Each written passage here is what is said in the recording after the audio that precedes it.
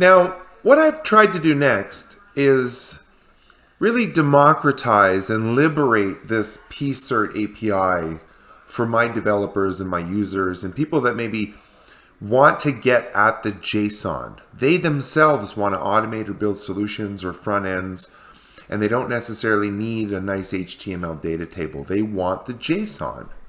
So we go into the API Center /API, and now you're going to see a pcert link here. And what it is the pcert. This would be the equivalent of in Postman, which we can use against this API, by the way, but of having a token and having the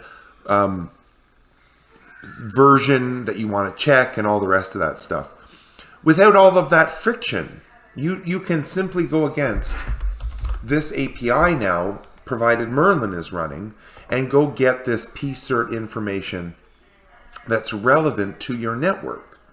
So I'm going to launch Postman here real quick. And as you can see, this is what you would normally do, is go against this advisory API. But first, you need to actually go get a token and then pass the token. We don't need to do any of that stuff. We don't need to do any of that. What we can simply do now is go against our local host 8000/API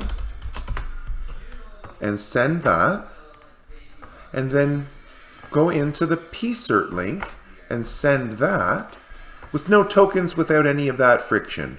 We just have the relevant JSON in a RESTful API. Thank you.